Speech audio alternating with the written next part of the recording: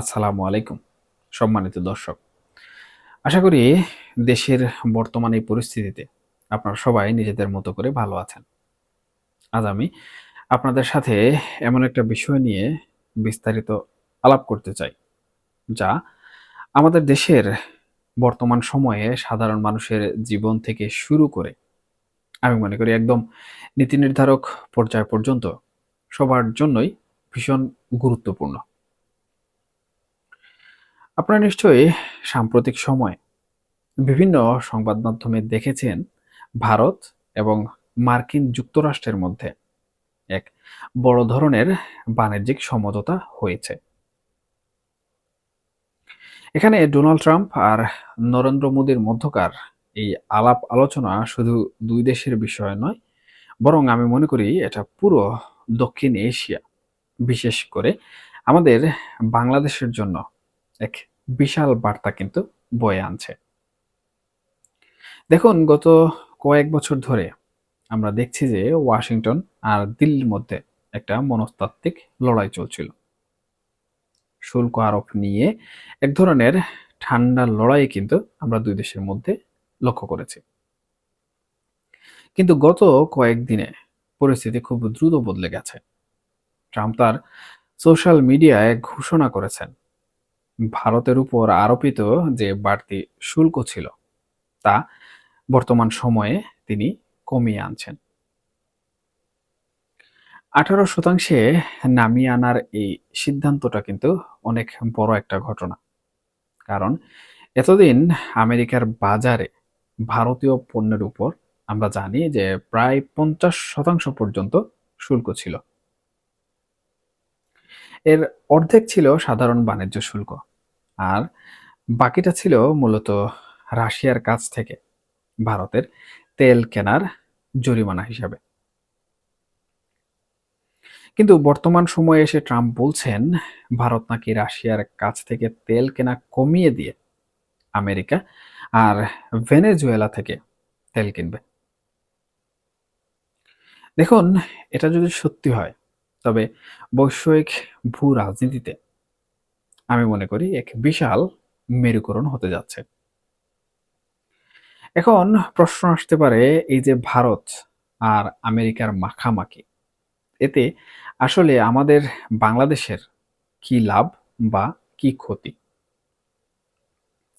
দেখুন, আমরা একটা খুব গুরুত্বপূর্ণ সন্ধিক্ষণে কিন্তু দাঁড়িয়ে আছি। আমাদের অর্থনীতির সবচেয়ে বড় শক্তি হলো তৈরি পোশাক খাত। আর আমাদের এই পোশাকের সবচেয়ে বড় বাজার হচ্ছে কিন্তু মার্কিন যুক্তরাষ্ট্র। এতদিন পর্যন্ত মার্কিন বাজারে বাংলাদেশের পণ্যের উপর যে শুল্ক ছিল তার চেয়ে ভারতের পণ্যের উপর শুল্ক অনেক বেশি ছিল। যার কারণে আমরা একটা প্রতিযোগিতামূলক সুবিধা পেতাম। আমি যদি এই বিষয়টি সহজ কথায় বলি, তাহলে আমাদের কাপড় আমেরিকায় সস্তা বিক্রি হতো। কিন্তু এখন যদি ভারতের শুল্ক কমে আমাদের কাছাকাছি বা আমাদের চেয়েও কমে চলে আসে, তবে কিন্তু আমাদের তৈরি পোশাক শিল্প আমি মনে করি এক কঠিন এবং বড় ধরনের প্রতিযোগিতার মুখে পড়বে। কারণ ভারতের কিন্তু নিজস্ব তুলা আছে, বিশাল অবকাঠামো আছে, এবং তাদের উৎপাদন ক্ষমতা আমাদের চেয়ে অনেক গুণ বেশি। তাই আমাদের রপ্তানি আয়ের উপর একটা কালো মেঘের ছায়া বর্তমান সময়ে কিন্তু আমরা দেখতে পাচ্ছি। কিন্তু মুদ্রার উল্টোপিঠও আছে।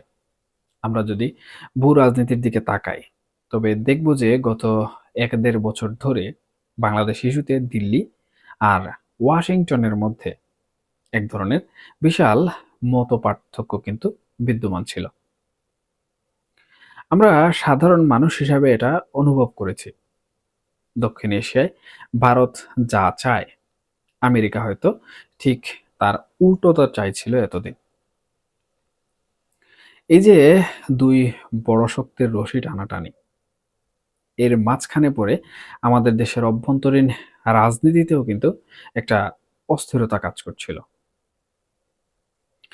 এখন ভারত এবং আমেরিকা যদি বাণিজ্যের খাতিরে কোনোভাবে এক বিন্দুতে মিলে যায়, তবে তার প্রভাব কিন্তু আমাদের দেশের বর্তমান যে রাজনৈতিক পরিস্থিতি রয়েছে, সেই রাজনৈতিক পরিস্থিতির উপর পড়বে। ট্রাম্প প্রশাসন হয়তো এই অঞ্চলের স্থিতিশীলতার দায়িত্বটা দিল্লির উপরই ছেড়ে দিতে পারে। অর্থাৎ দিল্লি আর ওয়াশিংটন যদি এক সুরে কথা বলা শুরু করে, তবে আমাদের দেশের রাজনৈতিক অঙ্গনে যে অনিশ্চয়তা কিংবা রাজনৈতিক মহল ঘিরে যে কালো মেঘ আমরা দেখছি, সেটা হয়তো কেটে যেতে পারে। তবে এই যে বিষয়গুলো, এই বিষয়ে কিন্তু আমাদের বসে থাকলে চলবে না। আমাদের নীতি নির্ধারকরাও কিন্তু চেষ্টা চালিয়ে যাচ্ছেন। আপনারা জানেন যে খুব শীঘ্রই বাংলাদেশের সাথেও যুক্তরাষ্ট্রের একটি বাণিজ্য বৈঠকের কথা কিন্তু রয়েছে। এটি ৯ ফেব্রুয়ারি অনুষ্ঠিত হবে। সেখানে বাংলাদেশ যদি নিজের অবস্থান শক্তভাবে তুলে ধরতে পারে এবং শুল্ক ছাড় কোনোভাবে আদায় করতে পারে, তবেই আমরা এই প্রতিযোগিতায় আসলে টিকে থাকতে পারবো। আমাদের মনে রাখতে হবে যে আন্তর্জাতিক সম্পর্ক আবেগের জায়গা নয়, এটা সম্পূর্ণভাবে স্বার্থের জায়গা। ভারত তার নিজের স্বার্থে রাশিয়ার সাথে হয়তো দূরত্ব তৈরি করছে বা আমেরিকার সাথে ঘনিষ্ঠ হচ্ছে। ঠিক একইভাবে আমাদেরও আসলে দেখতে হবে আমাদের পোশাক শিল্প আর আমাদের সার্বভৌমত্ব কিভাবে রক্ষা করা যায়। দেখুন, ডোনাল্ড ট্রাম্পের যে স্টাইল, তিনি মূলত বাণিজ্যে ব্যাপকভাবে বিশ্বাসী। তিনি চান আমেরিকার অর্থনীতি ব্যাপক পরিমাণে চাঙ্গা করতে। অন্যদিকে ভারত চায় তাদের হারানো বাজার ফিরে পেতে। এই দুই স্বার্থের লড়াইয়ে বাংলাদেশ যেন পিষ্ট না হয়, সেটাই এখন আমাদের সবচেয়ে বড় চ্যালেঞ্জ। এ বিষয়ে আমাদের কূটনৈতিক তৎপরতা আমি মনে করি আগের চেয়ে অনেক বেশি বাড়াতে হবে। বিশেষ করে মার্কিন যে বাজার রয়েছে, সেই বাজারে আমাদের জিএসপি সুবিধা বা শুল্কমুক্ত প্রবেশাধিকার নিয়ে নতুন করে দর কষাকষির সময় কিন্তু এখন চলে এসেছে। এবং আমরা যদি সেটা করতে ব্যর্থ হই বা করতে না পারি, তবে আমাদের যে অর্থনীতি, সেই অর্থনীতি এক বড় ধরনের সংকটের মুখে কিন্তু পড়তে পারে। ভারত এবং আমেরিকার এই নতুন সমীকরণ আমাদের জন্য একই সাথে আশঙ্কার এবং আশার। আশঙ্কার জায়গাটা অর্থনৈতিক, আর আশার জায়গাটা হচ্ছে রাজনৈতিক স্থিতিশীলতা। মূলত এখানেই আসে আওয়ামী লীগের কথা।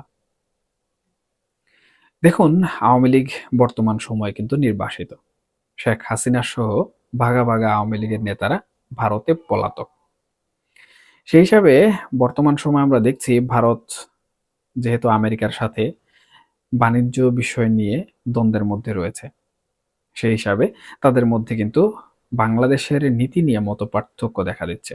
এমত অবস্থায় যদি যেভাবে ভারত এবং আমেরিকা এক বিন্দুতে চলে আসছে, সেখানে কিন্তু ভারত তাদের মিত্রশক্তিকে বাংলাদেশে উত্থান করার জন্য যদি কোনো ধরনের প্রস্তাব আমেরিকাকে দেয়, তাহলে আমার মনে হয় আমেরিকা সেই প্রস্তাব গ্রহণ করবে। অর্থাৎ তাদের মধ্যে এক সুর চলে আসবে এবং এই দুটো পরাশক্তির মধ্যে যদি একটি সুর চলে আসে, তবে বাংলাদেশের রাজনীতিতে আওয়ামী লীগের ফেরা কিংবা বাংলাদেশের রাজনীতির মাঠে শেখ হাসিনার ভবিষ্যৎ, এই বিষয়টি কিন্তু অত্যন্ত গুরুত্বপূর্ণভাবে একটি সমঝোতার ভিত তৈরি করে ফেলবে।